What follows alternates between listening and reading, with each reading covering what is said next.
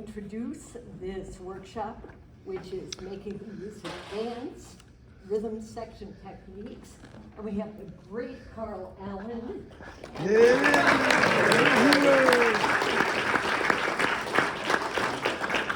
with him on bass, Eric HITT.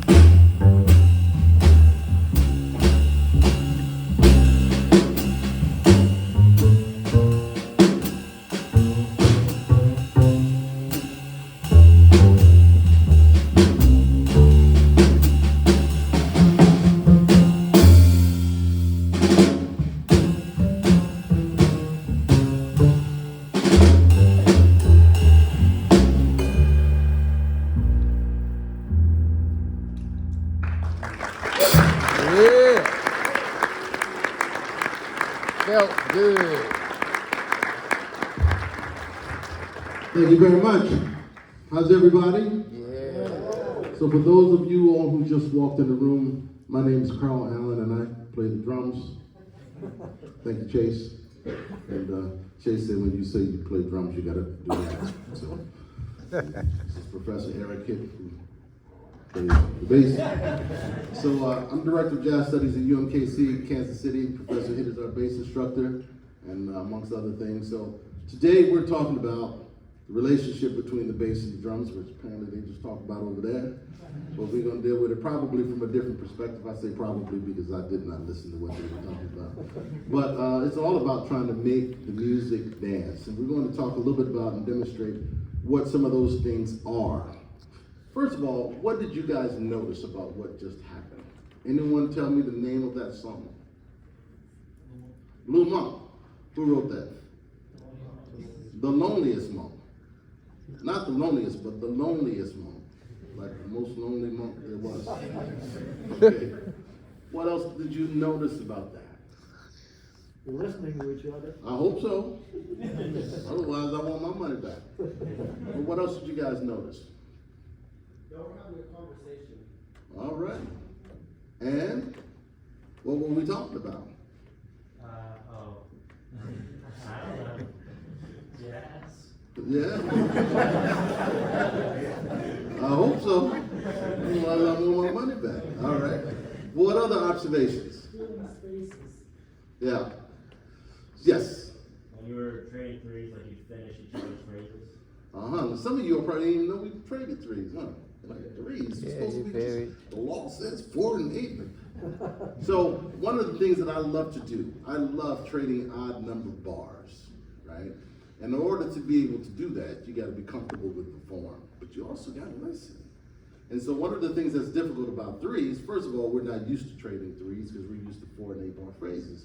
So quite often when someone asks you to trade threes, you're going to try to condense 4 bars of information into 3 bars, which never works. So, but it really is about us listening and trying to find a way to create this forward motion, the dance. And so we took a basic form called a blues form. But one of the things I want us to talk about and look at right now is what it is that we can do as bass and drums to help play the song. Now, one of the things I talked about earlier today in my clinic is one of my pet peeves, which is sometimes people will say, you know, you're getting ready to play a tune and saxophone player look at the piano player and say, Blue Monk, bass player, Blue Monk, drums, blues, time. So I'm getting up walking out. Clearly you don't want my services, right? I want to know what the song is just like everyone else so that I can not only, it's not just about playing 12 bars at a time, it's about knowing the melody such that when I'm comping in a way that supports the melody. So not only do I need to know the form, I got to know the melody. So we're going to talk about that in just a second, but I want to talk about some of the things that we can do to help set up sections, you know. I'll talk a little bit about, this is not so much about the equipment, but sometimes people ask me, well, why do you have the setup that you do? Now, these are all Zildjians, but one of the reasons why I have the setup that I do, everything that I do in terms of my approach to the music is about meeting the music where it is. There are times where I may have this exact setup and I may not ever touch this flat ride. I may never touch this. I may never touch this simple. But why do I have it there? Because I don't know what the music is going to ask for. It's just like if I look at my stick bag, this is a traveling stick bag, so it's small. But if I look at my stick bag, one of the reasons why I have a couple of different kinds of brushes and a couple of different kinds of rods and mallets, because I don't know what the music is going to ask for. And so I never want to impose myself on the music, but merely meet the music where it is, in terms of texture, in terms of color. You know, one of the reasons why I think that I've been able to work consistently over the past several years is because I try to do that, and I try to treat each situation special. So if I'm playing with, back in the back we have our dear friend, the great guitarist, Corey Christiansen. I did his last record, right, a record of standards. But I'm not gonna play with him the same way I would if I'm playing with George Benson. or the same way I would with Mike Stern or with John Schofield. Why? They're all individuals, right? And so when we talk about the role and the function of what it is that we do, it is so important that you're listening to a lot of different recordings, a lot of different music, because as I said earlier today, every time we play music, we're making an informed decision. The question is, what's informing your decision-making process? And if you're not listening to records, if you're not listening to this music, there's not a lot that you have to draw from in terms of information. Does that make sense? Okay, so let's play another blues. You can never play too many blueses.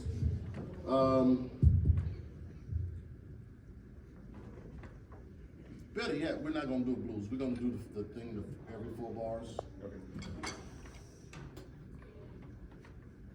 Okay, you wanna give me your tempo, whatever tempo you got. 3. No, this isn't 4. Okay. So B flat, and up, behind the 3rd. Mm-hmm. Now he told me today, man, I'm wearing my pink tie today, so I get to count the second tune. So.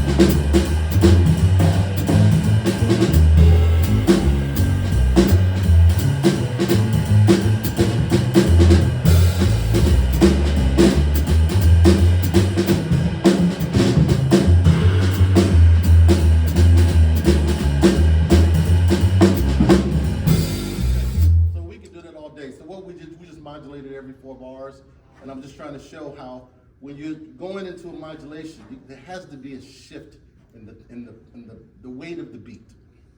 So when we talk about the weight of the beat, you know, sometimes the challenge with time moving forward has to do with the weight of the beat, and sometimes the weight of the beat can determine whether it feels like it's behind the time or if it's in front, and just the weight distribution of time.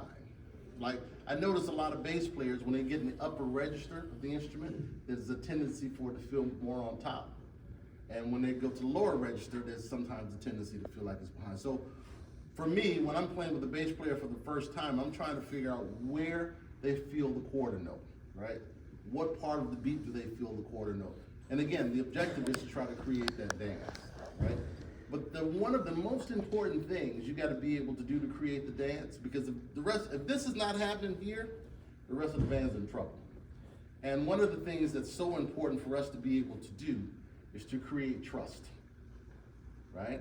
I need to know that I can trust Eric, he can trust me, so when he does something that I'm not quite sure of, I'm not necessarily feeling like I need to fix it, but just trust the process. Now, sometimes you do need to fix it. Sometimes that's just what it is. But, so now if we talk about time, and I've often said that time has to be felt more than heard, we're gonna do something, then we're gonna come back to the modulation thing. I wanna try Equinox. So this is a Coltrane tune that I love doing to really illustrate the elasticity in time. So when we talk about time, and the music is swinging, I often said that probably the next war might be over what is swing. People have been talking about that for years. I don't know what the answer is exactly, but I can tell you when the music is swinging, there's an element of relaxation and cooperation, right? Doesn't matter if they're playing fast, if they're playing odd meters, whatever the case, it always feels like there's a dance, right? So we're gonna deal with Equinox for a second, and yeah. So I was talking about earlier about the importance of knowing the melody. So you'll get an idea of what I'm talking about.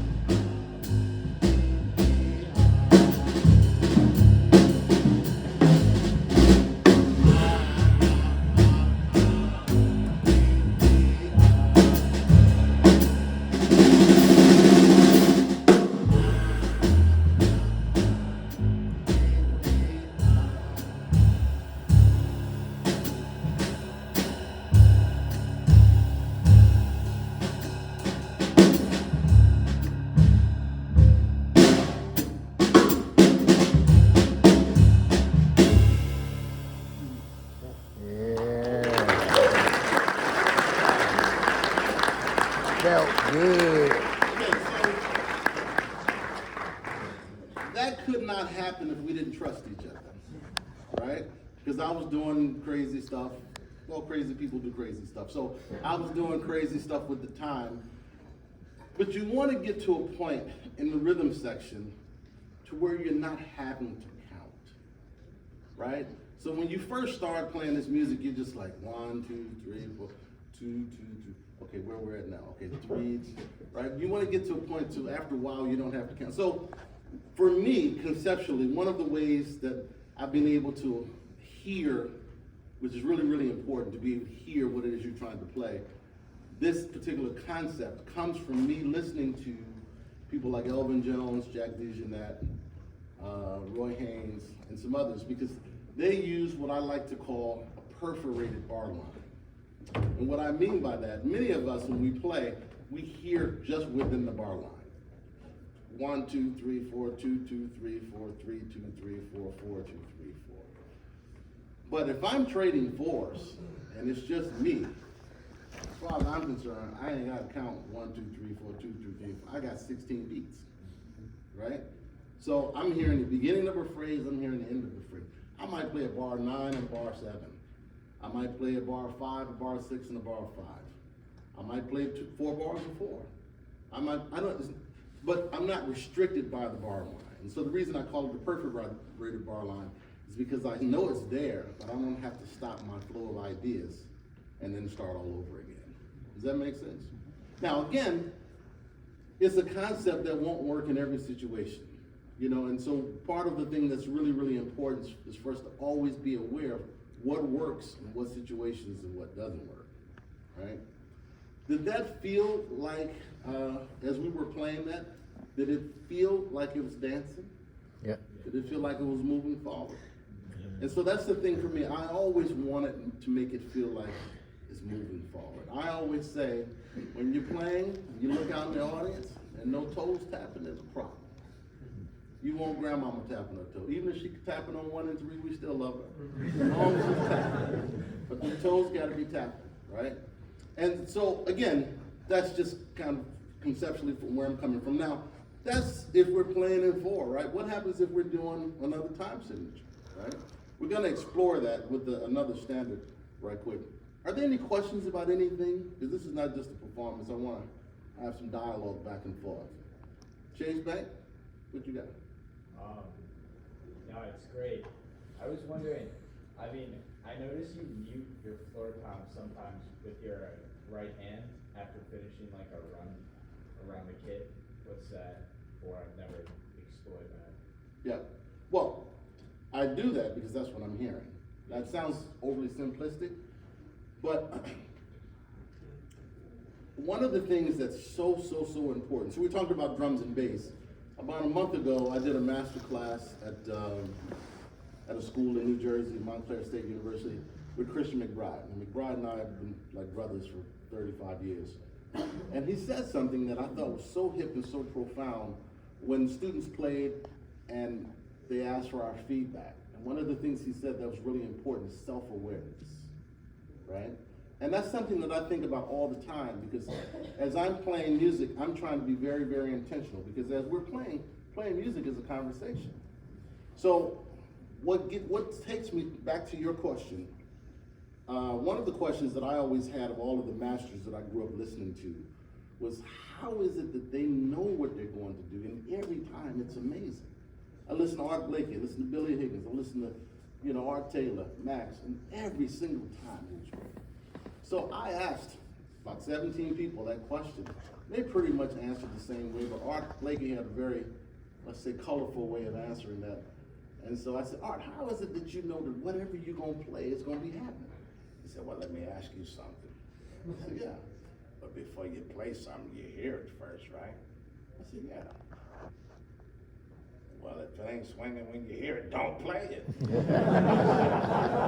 And I know he was just thinking, you big dummy, right? He spared me that part. But he was talking about being in the moment. So I'm old enough to, I've been around a lot of those guys. I did a 6-week tour with Benny Green opposite Tony Williams. And one of the things that he used to talk about all the time was being in the moment. And so often when we play, we're somewhere else. We're thinking about what we're gonna do, Well, we wish we had last week, the barbecue chips that had a hole in it, wish we didn't. It's like, what's happening right now, right? Because that's really the only thing that you can control as best you can. That's really the only thing that's important. So when you ask the question about why do I mute, that's just how I hear the instrument. So one of the things I want you all to do is to ask yourself, how do you, one, hear the instrument, and two, how do you hear yourself represented on the instrument? It took me a long time to get to that, but once I got to that, it freed me so much. How and why did it free me? It freed me because up until that point, I was constantly trying to be someone else, right? And then I got to a point to where I said, you know what? I can love and respect the way this person play, but understand it's not necessarily for me. You understand? Yeah. So the question is, well, how do I hear myself on the instrument? And this is how I hear the instrument. Because understanding that I hear this instrument the way that I do in part because initially, shortly after I started playing drums, I really wanted to play tenor saxophone. I grew up in the jazz capital of the world. All of you all know that's Milwaukee, Wisconsin. And so when I was about 10 years old, I wanted to play saxophone, and I'm the youngest of five, just raised by my mother. And so my two older brothers, I was outside playing one day, and they called me in the house, and I always knew it was serious because they would set up two chairs, one here and one there, and I had to stand in the middle, and there was nowhere for me to go. So one of them said, we need to talk to you about something. I said, what's going on? They said, well, I'm 10. They said, you've been talking about playing tenor saxophone. I'm like, yeah, I want to play. Why you want to play tenor saxophone? Well, I just like the sound of it. And for me, I thought I could get more girlfriends playing tenor saxophone. Yeah, At 10. So the other one says, do you realize before you can play saxophone, you got to play clarinet first? That's the way it was in school. And I was like, yeah, okay. And then the other one just threw down his bag and he got really bad. He said, let me tell you something, man. We, two of us, we worked too hard to establish a name for the Allen boys for you to be playing clarinet. Because boys don't play clarinet, and we don't want to hear nothing else about you playing saxophone. Go back outside, it's just drums. I was like, that was the end of my saxophone days. That was the best thing could have But happened. it didn't change the way that I heard music. So now, fast forward to maybe a year, I used to ask my brother to sit in all the time. He had a funk band, and he would never let me sit in because he would tell me I was too young. So he said, so one day they're rehearsing and they're playing James Brown stuff or whatever. And I said, I want to play. So he's like, no, you're too young. So my cousin said, man, if you don't let him play, man, he ain't gonna leave us alone. Just let him play one song. So they were playing the James Brown tune, I Got That Feeling, right? So I'm playing, so the drums are playing.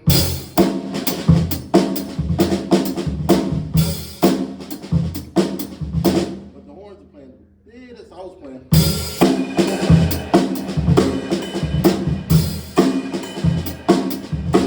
Stop. What's the problem? You playing my Dada part. We do it again, same thing. Happened about 3-4 times. He go upstairs, he's talking to my mother. My mother comes, Carl, come upstairs. I go upstairs, yeah, Mom, stop playing these Dada part. I didn't know what he was talking about, but he was talking, I was playing the horn parts in addition to the drum parts. And so earlier today, when I did the clinic, I was talking about how, after about a year in the band with Freddie Hubbard, I was telling him I didn't hear the drums the way I thought, and I wanted to be able to play the drums like he played, but on the drums, and like Monk played, but on the drums, and the way that Dexter played, but on the drums. And so when you would hear me play, I'm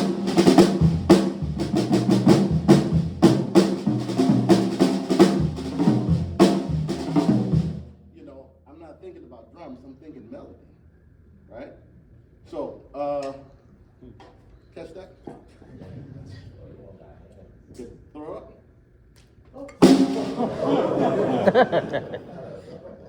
Trying to kill you. Is this something I said? There you go. I got you. All right. Okay, I got insurance, that's all right. But what you just heard, or this, is just a rhythm. That's all it is. That's just a rhythm. That's just a rhythm. That's just a rhythm. So I say that to say, rhythm alone that doesn't excite me. So the thing is, you guys got to figure out what excites you. What's that thing that makes you go, ooh? And those kinds of phrasings is the kind of thing that makes me go, ooh. Remind me to never ask you to throw anything. Okay, so does that answer your question? Yes. Okay, I have to keep watching the clock because I have to be out of here at 2:50, but let me get one more question for now, and then we'll come back to questions, and then we're gonna play this other thing. On this side, yes? What's the rest of the story? Of the, When you went back down?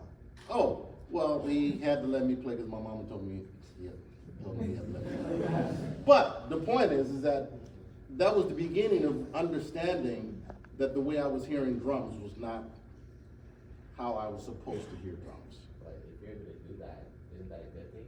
Like play melody on drums? Well, but for some bands, that's not what they want, right? You playing James Brown, you playing Motown. I grew up playing that kind of stuff in gospel. You're just playing pocket, right? And so you understand, and even outside of that, everyone has a job. So you need to understand what your role is, right? So that is so important. So again, as we're talking about this relationship between the bass and the drums, understanding what it is that we need to be able to do to make the toes tap or to make it dance. And sometimes getting too busy doesn't make it dance. Okay, let's try something right quick. Can I have that for a minute? This is one of the hardest things to do. See what you started? This is one of the hardest things to do because you spend your entire life trying to not do this. So we'll take a blues again, doesn't matter the key. I can play in any key. I'm not bragging, but you know. 1, 2, 1, 2, 3.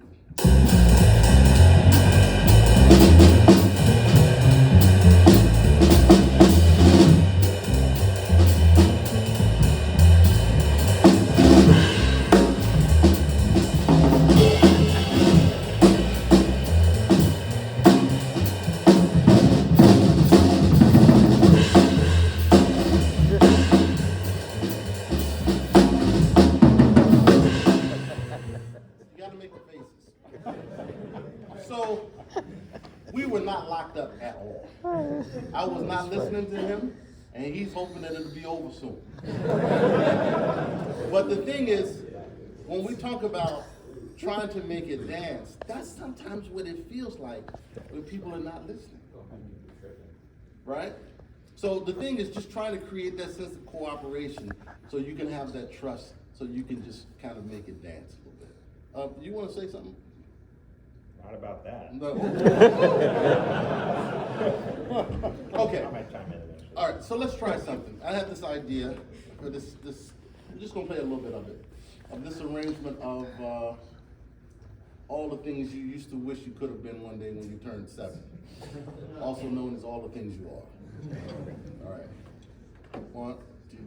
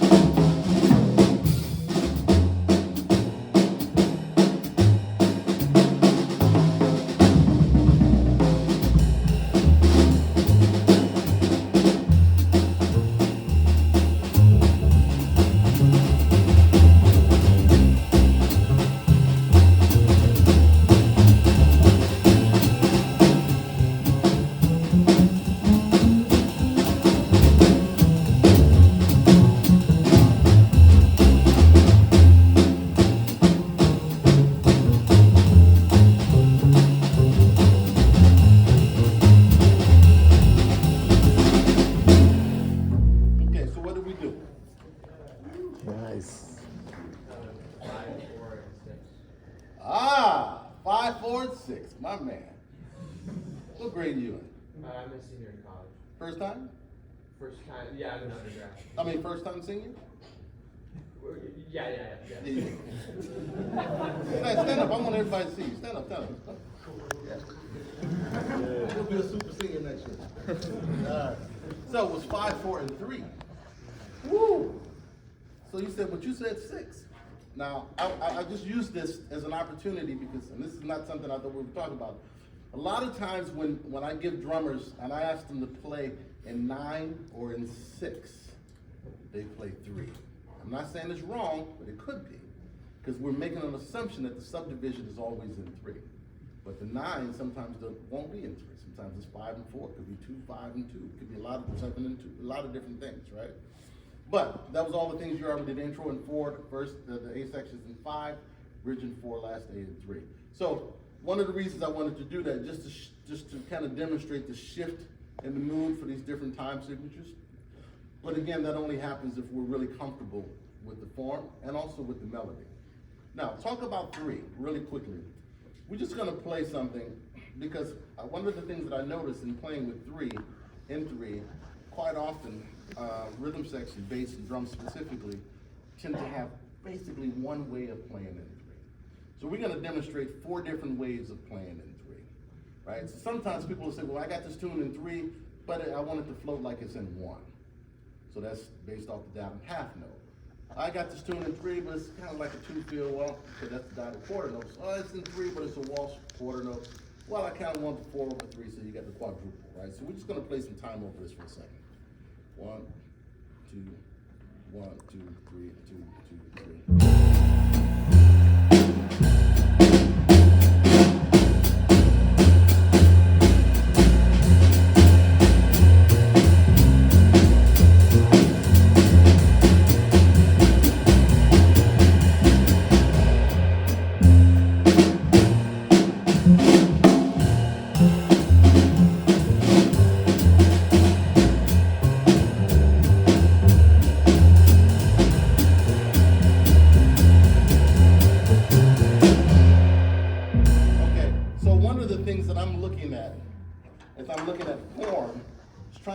Places in the form to help it breathe, that help it relax, right?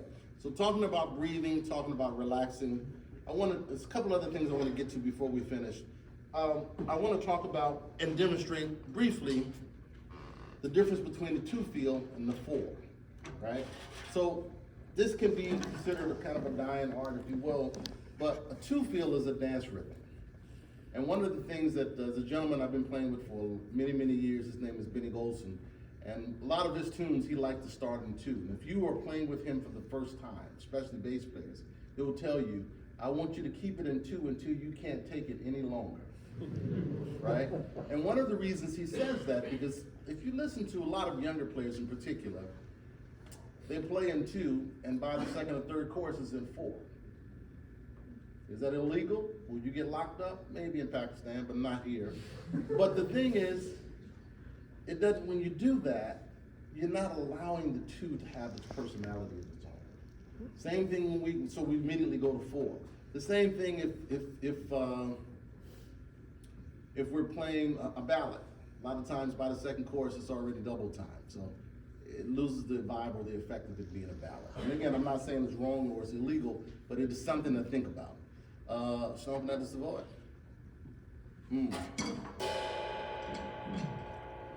1, 2, 2.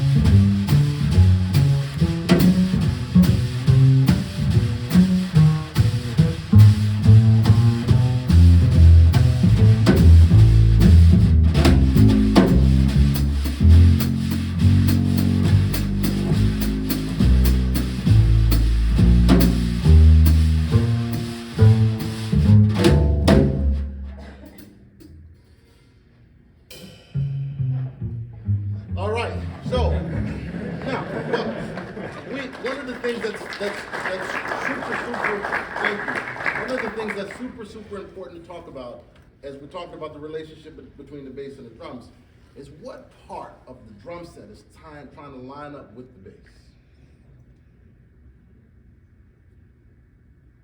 Yeah, you looking around the room, I'm talking about you. Right. Hi-hat. Ride hi-hat. Okay. Anyone else? I would say bass drum and hi-hat. Okay, you're all right. How can you all be right?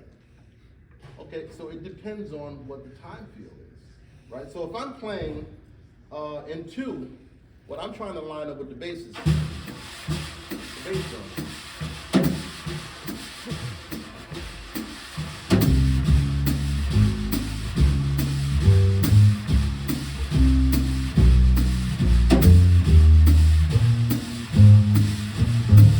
If we go to 4, I'm still in that ride pattern.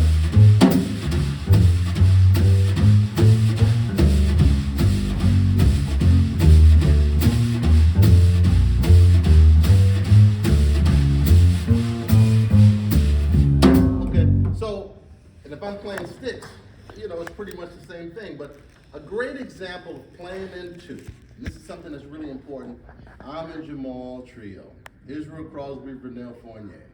I always say, and I saw someone do a title of this at one of these clinics here about curiosity. One of the most important things or attributes you can have as a musician is curiosity. And I always love asking why. I'll give you really quickly, as we're running out of time, talk about Vernell Fournier. Anyone knows who Vernell Fournier was? Okay, you guys should be writing down these names. Vernell Fournier is a French name, right? So he was from where? France. Huh? France, right? Paris, right? No, he's from New Orleans. Okay, Creole. Now, one of the things that was popular in New Orleans was the second line.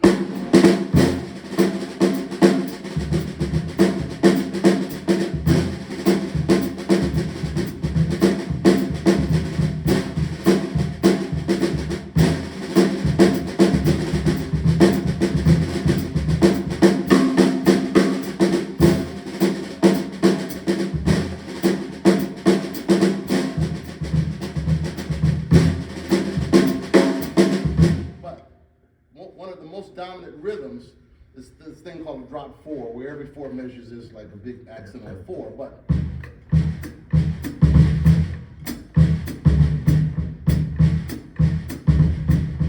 okay, Vernell Fournier, I'm a Jamal Trio.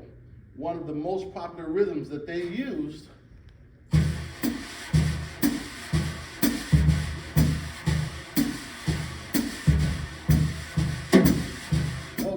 that's the second line slowed down.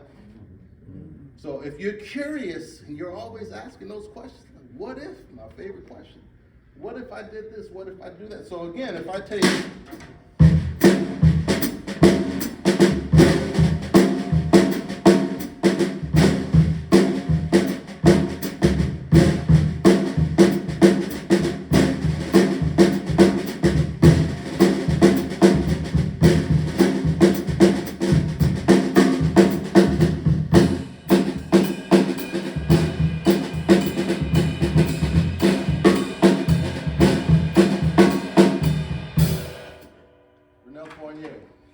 should get a lot of credit for the 2 field. And again, his dance partner was who? Israel Crosby. And so again, I'm throwing these names out as drummers and as bass players. One of the things you guys should really do is to know who these pairings were, right? So if I were to say to you, okay, we said 2 minutes, 5 minutes, 17 minutes. Okay, got an hour left. All right. If I say to you, Tony Williams, give me a drummer associated playing with Tony Williams, a bass player rather. Ron Carter. If I say Sam Jones, give me a drummer, he's like, I don't know what a Sam Jones is. All right. I say Elvin Jones, give me a bass player associated with Elvin. Okay. If I say Jimmy Garrison, right. If I say Paul Chambers, give me a drummer associated playing with Paul Chambers, Philly Joe. This stuff is important. Why is it important? I'll give you one really good reason. Quite often when people put together records, they're starting with the bass and the drums.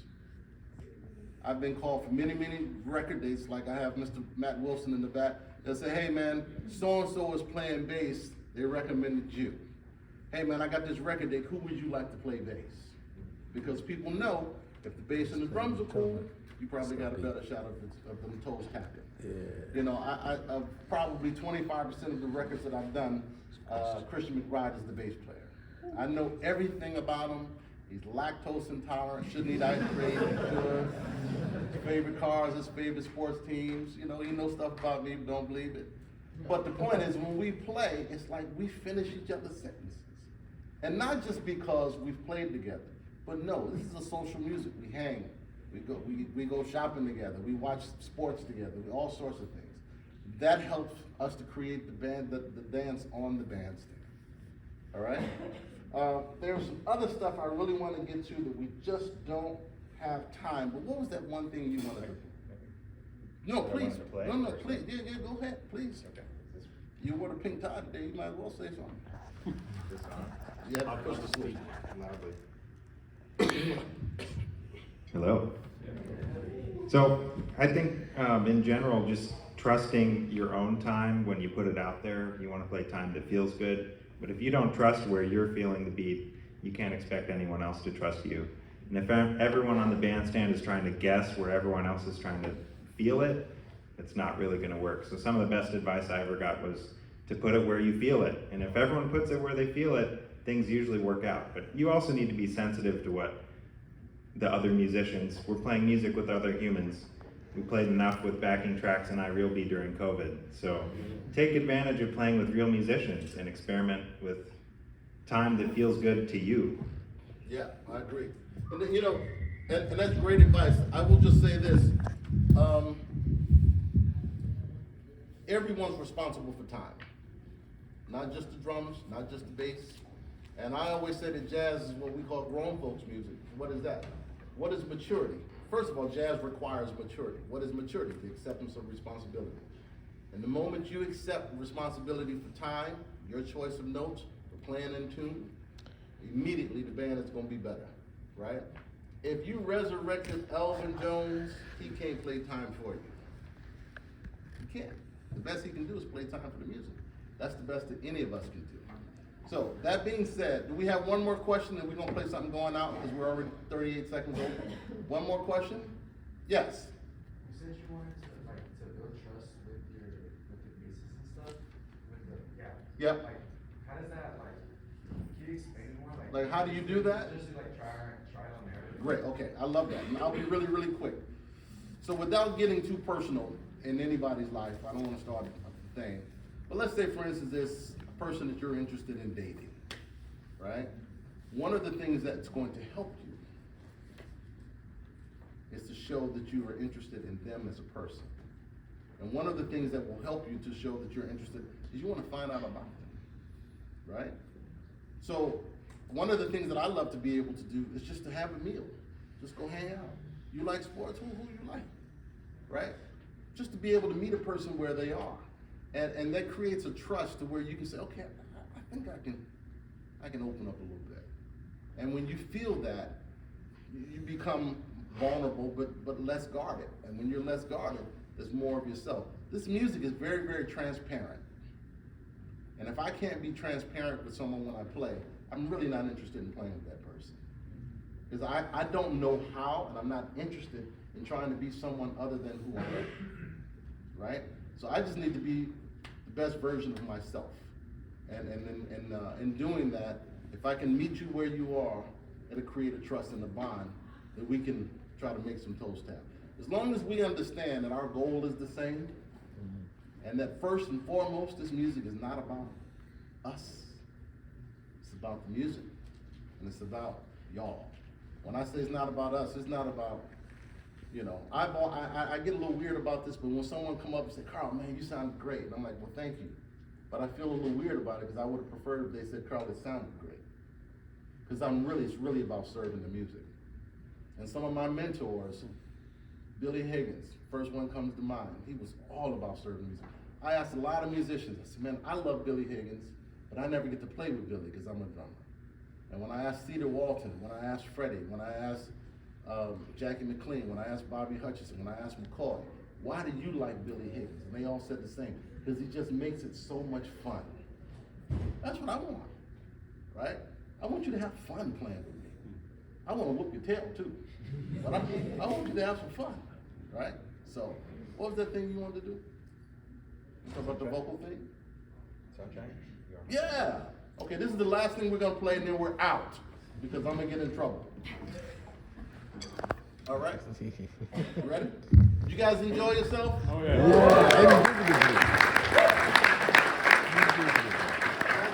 I said before, as we wrap this up, we're gonna wrap this up. We're gonna make it short. You know, all of my companies, you know, Remo and Vic First, and don't believe your lying eyes, as Fred Fox used to say, these are the most beautiful DW drums you've ever seen. All right.